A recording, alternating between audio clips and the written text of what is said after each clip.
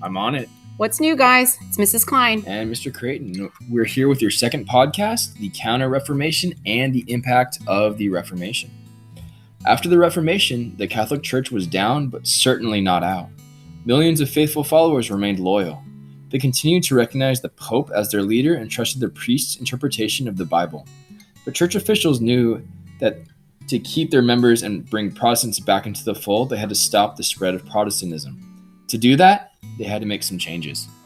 All right, you guys, I want to remind you that we've got a big idea and some essential questions, and then we'll also go over the vocabulary for you in a second. All right, the big idea for this unit is throughout history, people have challenged the status quo for a variety of reasons.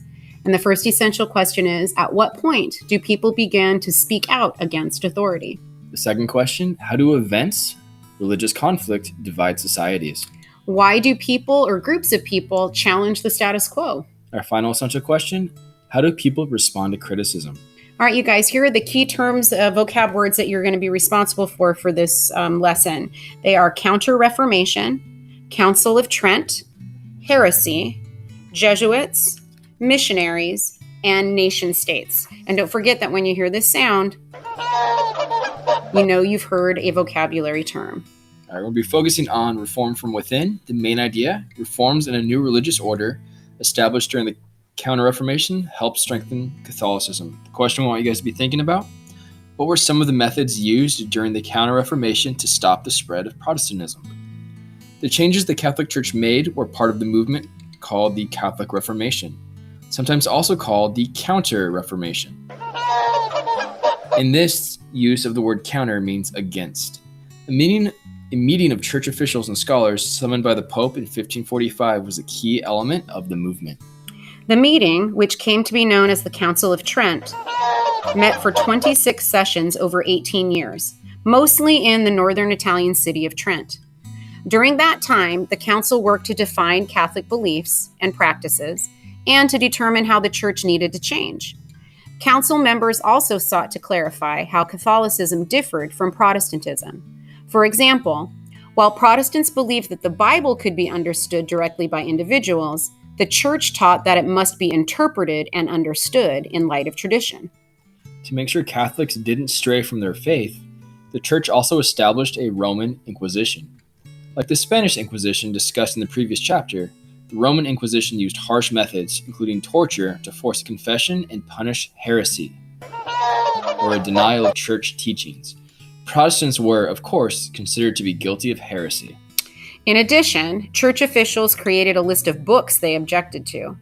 Followers of Catholicism were forbidden to read the books, which included Bibles in the vernacular, as well as most anything written by Luther, Calvin, and somebody else called Erasmus. The books were collected by church clergy and burned. On the other hand, the church also applied gentler methods to broaden its appeal.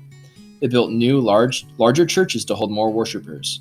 In addition, priests sometimes delivered sermons in the vernacular. So at least people are able to understand what it is that's being said to them while they're in church. Yeah. Okay, all right, now here's some information about a new religious order.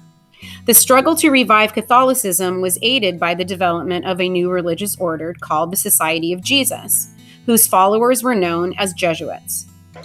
A former Spanish knight named Ignatius of Loyola formed the order, and he insisted on strict obedience. Beginning in 1540, Ignatius commanded his followers as their superior general, and the Jesuits carried out their duties with great discipline.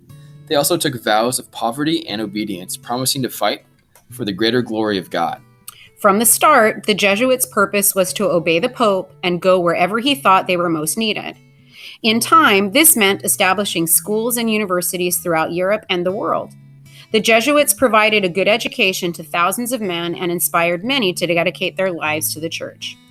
The Jesuits also worked as missionaries by spreading Catholicism to people in Africa, Asia, and the Americas. To prepare for this task and enable them to communicate their faith to people in other parts of the world, Jesuit priests studied many different languages. Through their support of the Counter Reformation, the Jesuits and other Catholic reformers helped revitalize the church.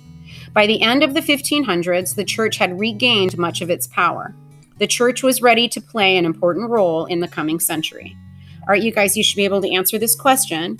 Why was it important to the Catholic Church to establish its own schools and universities? All right, guys, our next section is the impact of the Reformation. The Reformation resulted in a cultural shift. Once people could interpret the Bible for themselves, they formed new ideas about the Christian religion. More Protestant denominations formed as differences in beliefs developed, and new Protestant churches sprang up. Europe would never be the same. So the main idea for what we're going to be talking about from here on out is the Reformation had a long-lasting religious, social, and political impact on Europe. All right, you guys be thinking about this question as you're listening along. What were some of the religious effects of the Reformation? Okay, Protestantism flourished. Like Catholics, Protestants founded universities and parish schools to teach their beliefs and gain new followers. As a result, because both Protestants and Catholics wanted to read the Bible, the Reformation increased literacy. In England, many Anglicans learned to read the Bible, but not in the vernacular. They followed the Catholic belief that prohibited reading the Bible in translation.